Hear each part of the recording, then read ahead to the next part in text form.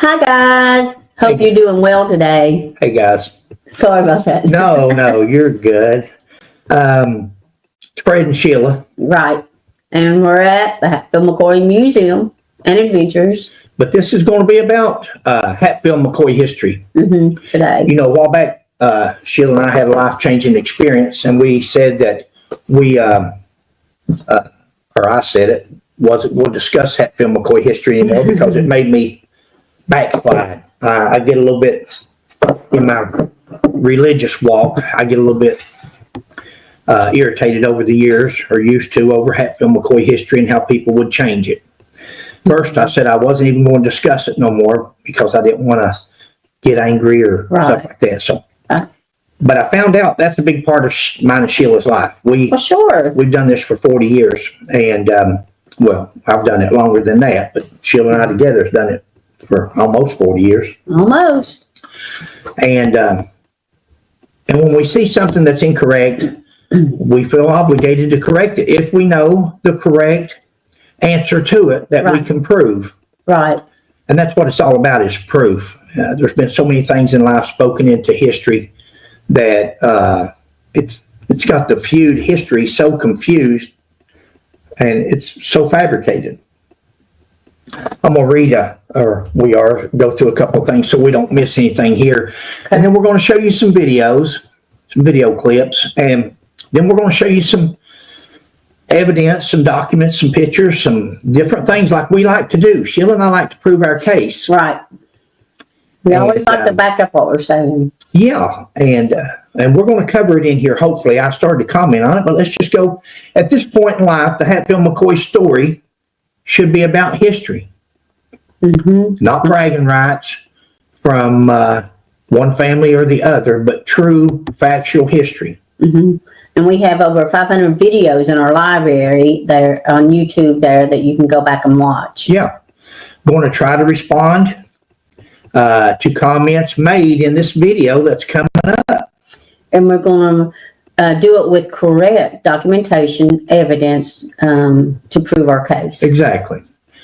We're not trying to be confrontational, just the facts, or at least the ones that we can prove.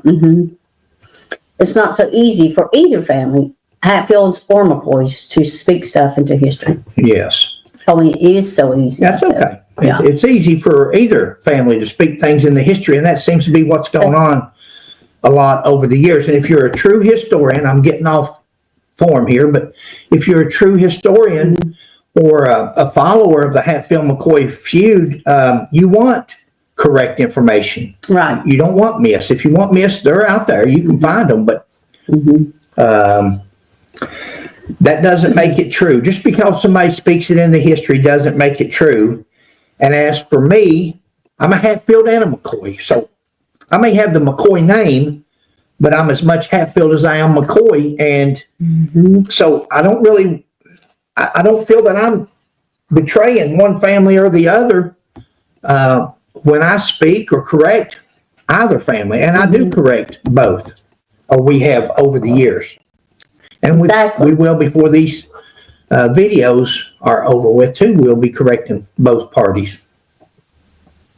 Okay. It's some of the comments that we'll be correcting may seem minute to some people.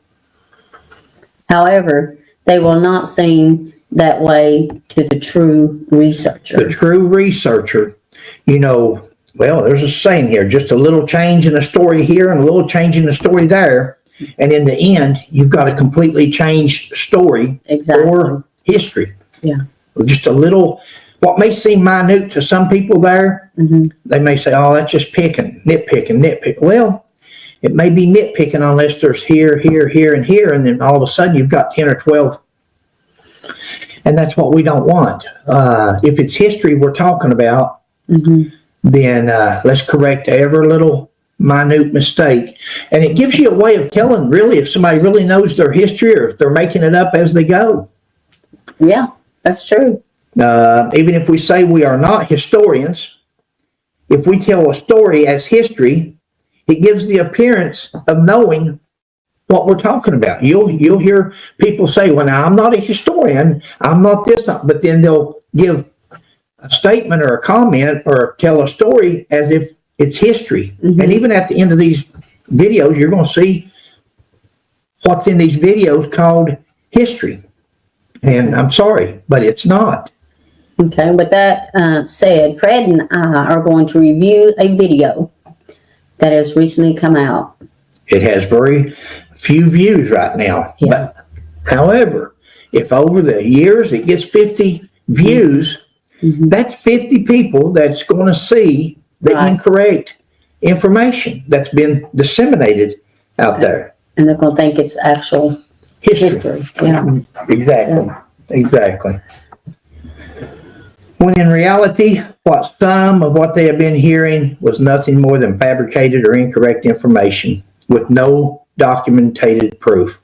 Mm-hmm. You're going to hear a gentleman say here, a little ways through the video, that he likes to go with documentation on his presentations and history and so forth. You're going to see 3 videos by the time we're done, Right. 3 videos that they did, Mm-hmm. and not once was there ever one shred of documentation of proof of anything. Some things may have even been accurate, but there was nothing to prove whether it was accurate or not. Because see, if you prove something accurate and then you say something else that's not accurate and you don't have proof for it, that's a clue and people might pick up on that.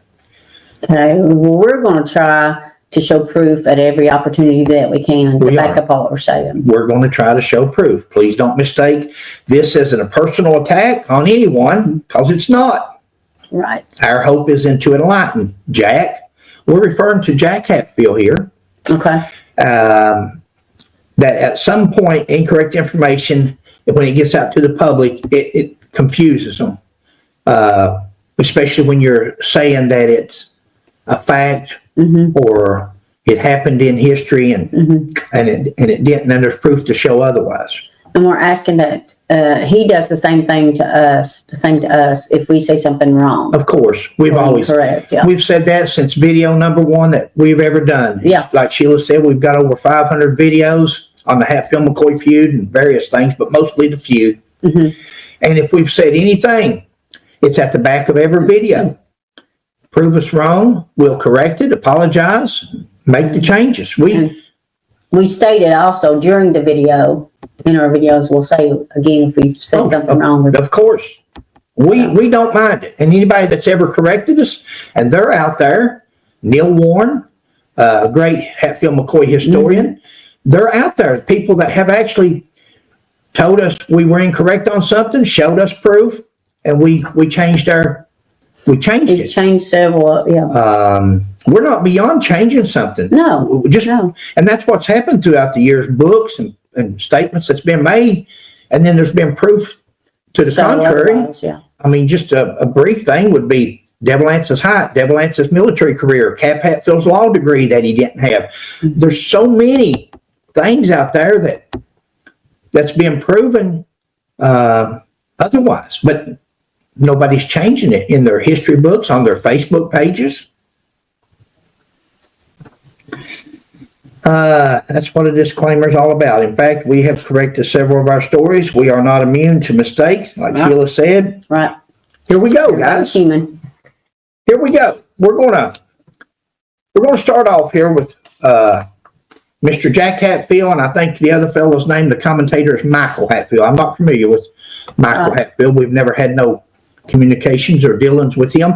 I'll tell you, Michael seems to have done his research. He seems to be, without insulting anybody, I don't want to insult, I don't take it as an insult, but he seems to be more knowledgeable than Jack on some of these, on the number of children, on what dates certain things happen, and he's done his research.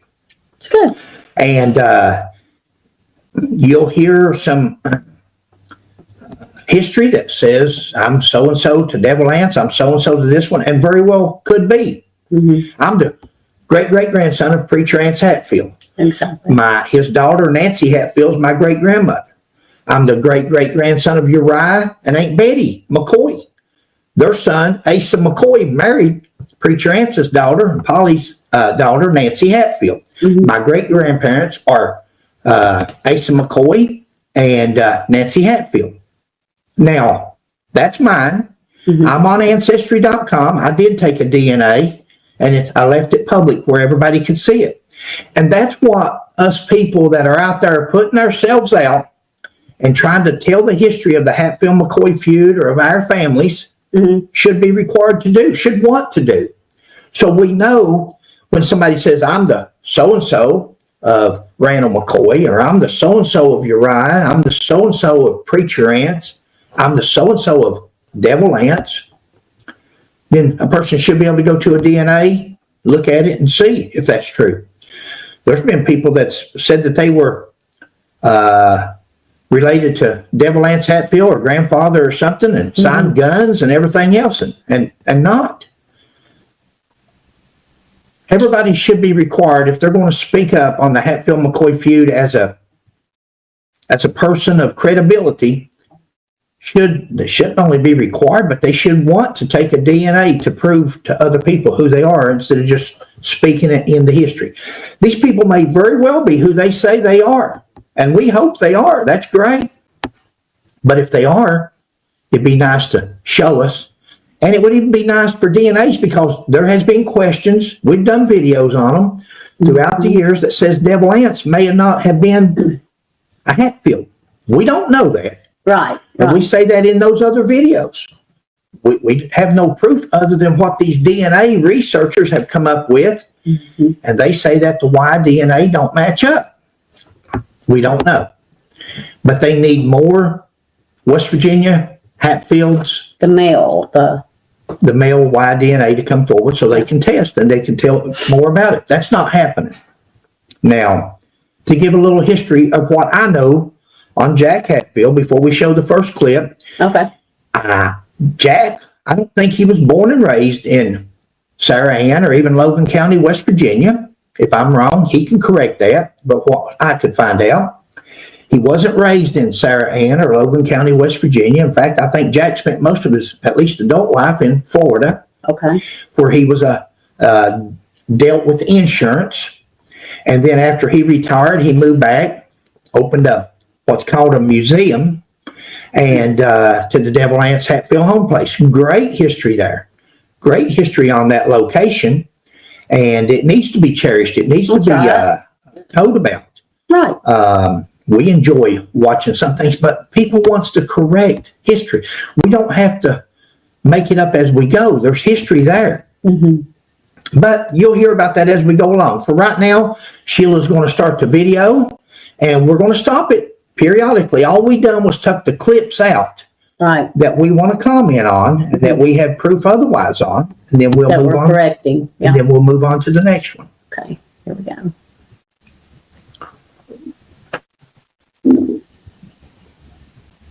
Well, this is. So,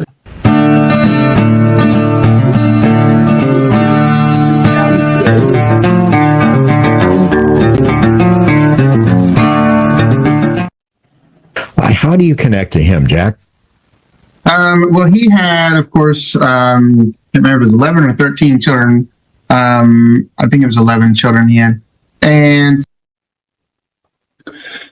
Devil Anse and Levice actually had 13 children. There they are. Now, you can stop it after it comes up to the next clip there. That's good. But, there was There we go. Guys, this may seem minute to some of you all watching. He had 11 or 13 children, Jack says. Would you not, as a descendant, know how many, all this history on Devil Anse, Levice, Cap, Johnsey, Everett, all about the feud, but you don't know how many children your so-called great maybe grandfather had.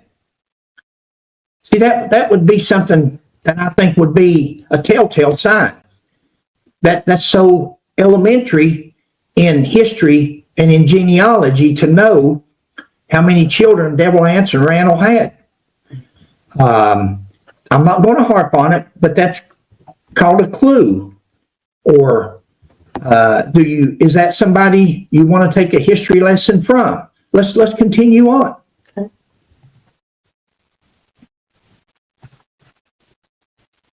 incident in the Civil War where Devil Anse was protecting his platoon over on what we call Devil's Backbone Mountain, not far from here. And during that incident, that battle over on Devil's Backbone Mountain, they were surrounded by Union soldiers. He was a farmer. So if you look at his muster rolls, it shows him listing as a farmer. But he was known to be a crack shot for his marksmanship. So he told. In fact, you can leave us both up there, what you want. That way you don't have to change back and forth. Okay. Just a second. No, take this your one time. here? Yeah. Do you like that one, or do you want the other one? No, that'd be great. Guys, let's talk first of all, and it's going to come up here in a minute, but I'll point it out now. Okay. Jack says he enlisted in the Civil War, and it says on his muster roll that he was a farmer. In a minute, she's going to show you the muster roll, and not only does it show he's a farmer, it's going to show that he was 25 years old. It's going to show his dark hair and dark eyes. It's going to show that he was 5'6", and so this is some of the other things that it shows, mainly the 5'6", because you're going to hear throughout the videos that Devil Anse was 6 foot, and that's always been the story, and that's been one of our things that we've always tried to prove when people were incorrect, because that's another little part of history. Just like knowing how many children he had, I don't care if it's embarrassing to be 5'6" or not. If it's the history and the true history and it's proven on his muster roll, then it should be pointed out. We shouldn't keep going with the myths here, half-truths there. So actually, Devil Anse listed in the Civil War on the Confederacy with the North, with the South, in the fall of 1862. And he deserted by February of 1863. So we're going to talk more about that in a second. Let's go ahead and get the backbone. Told his platoon, load your guns, throw them beside me, and run down that back path. It's the only way out. If you don't, we'll all die. So he was going to hold them off. And he did, and miraculously, he made it back. Okay. Guys, there's his rank as a private. That's Devil Anse Hatfield, Company B, 45th Battalion, Virginia Infantry. Okay. No, just let it run. Oh, okay. And he was a private, not a captain. Never was a captain. You can pause it there for a second. The one on the left is where he's a private.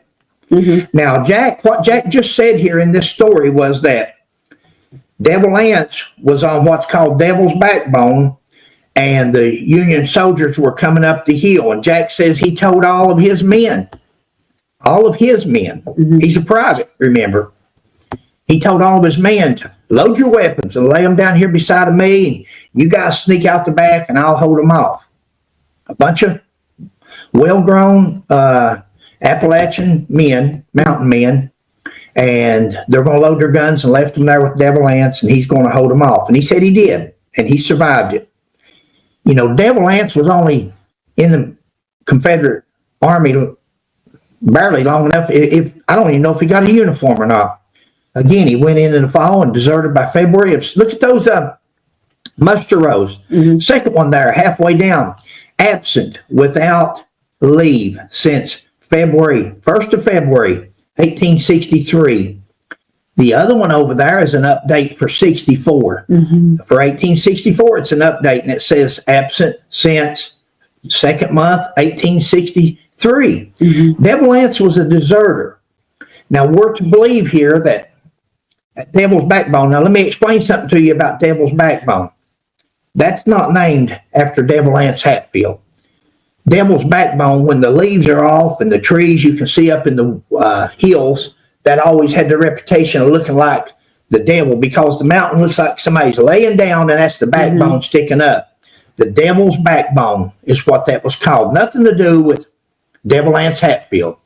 It was just nicknamed Devil's Backbone because it looks like vertebrae. Rough terrain, I'm assuming as well. Rough.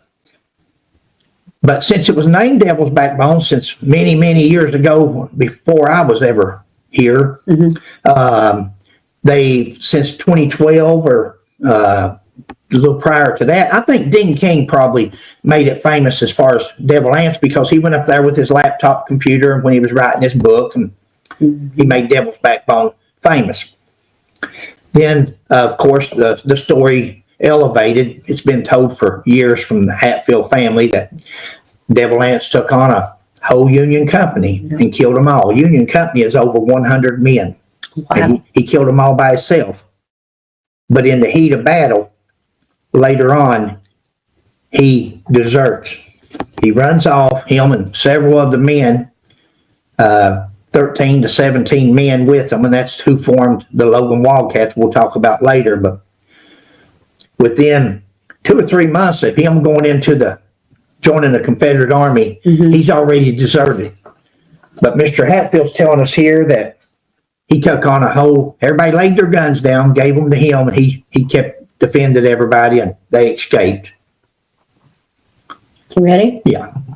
Here's the other one. You can stop it there. Look at there, guys. Now, a while ago, he was talking about him being a farmer. If you look about 4th line down, it says occupation, farmer. But it shows above that, 5'6" tall. Look right above 5'6", right above, rebel deserter. Rebel deserter is his heading. You're going to see a couple here in a minute for Randall McCoy and Uriah McCoy, my great-great-grandfather, where they were actually prisoners of war. Devil Anse's heading was rebel deserter, 5'6", 25 years old, dark hair, dark eyes, dark complexion, occupation farmer. He took the amnesty oath May the 4th of 1865. Now, May the 4th, 1865, the Civil War is over. He'd done been a rebel. He's listed here as a rebel deserter, so we know that he was absent without leave from February of 63. And this is May of 65 that he's taken the oath of amnesty. So he's forgiven. Everything's over with, but he has to take the oath. Now, if you look way up top there under Virginia, you'll see an X. That's Devil Anse's X. He actually put his X there, and there's somebody where they wrote A. Hatfield out beside of it. 45th Battalion, rebel deserter. It don't get no clearer than this as far as evidence as to Devil Anse's military career of 2 or 3 months before he deserted, of his rank, a private, before he deserted, and his height. Okay. Okay, so